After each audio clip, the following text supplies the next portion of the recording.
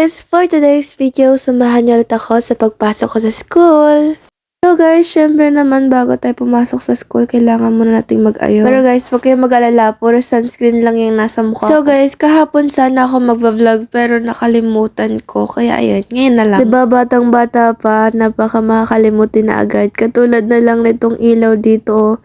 Nagpapakahirap ako sa madilim, may ilaw nga pala ako. And so guys, 4th quarter na nga pala, tapos magmamadali na din kami kasi nga mag-moving up kami. So, minamadali na talaga lahat. Kaya guys, hapit na hapit talaga kami sa mga activities ngayon, sa mga performance tasks, mga groupings na yan. Kasi nga po, dapat po mas maaga po talaga kami mag-periodical kasi kailangan na malaman ko yung numbers na mga mag-moving up talaga. Pero guys, so far, nakakaya na naman namin yung mga activities. So guys, habang nag-aayos pa naman ako, so meron akong ikikwento sa inyo. No, isang araw lang yan guys. Hindi ko natanda yung eksaktong date. Pero, basta naiyak talaga ako nung oras. Kasi guys, pag open ko ng Facebook ko, nawawala na yung page ko. Na siya mahanap, hindi ko na siya ma-search. Tapos wala na sa aking mga accounts. So guys, ako nagpapanik na ako. Sabi ko, pati yung mga shinare ko. Sabi ko, ala, pinaghirapan ko to lahat, tas nawala lang sila lahat. Tapos nag-search ako sa YouTube, tapos yun, buti na lang guys, na ayos ko pa. Hindi talaga, hindi ko alam kung magsisimula pa ba ako ulit or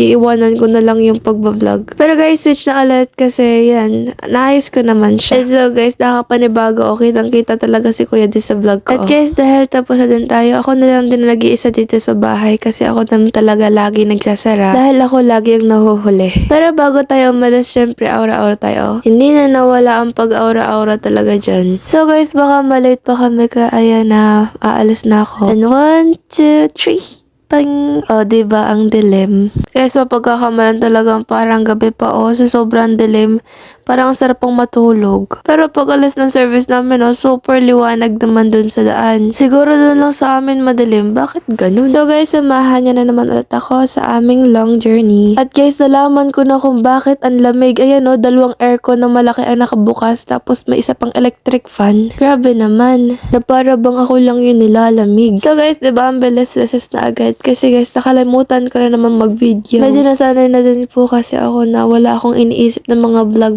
na yun. Kaya yun, parang panibago na ulit sa akin yung tagal ko na din nga po kasi hindi naman nakakapag-post na ulit. At nyo guys, meron akong ka-vloggerist dito, na para bang video mo. And so guys, this is me and my best friend again. Guys, shoutout po dito sa aking mga masisipag na kaklase. Masisipag naman talaga the practice. Sabi sa inyo guys, madami na talaga kaming ginagawa ngayon. Hindi lang halata mo kasi naman yung mga itsura ng mga ito. Grabe ang mga ngiti, parang walang mga pinoproblema. At so guys, nakalimutan ko na namang mag-video. Sorry na po agad. Tapos hanggang dito na lang po ang vlog and thank you for watching and bye-bye!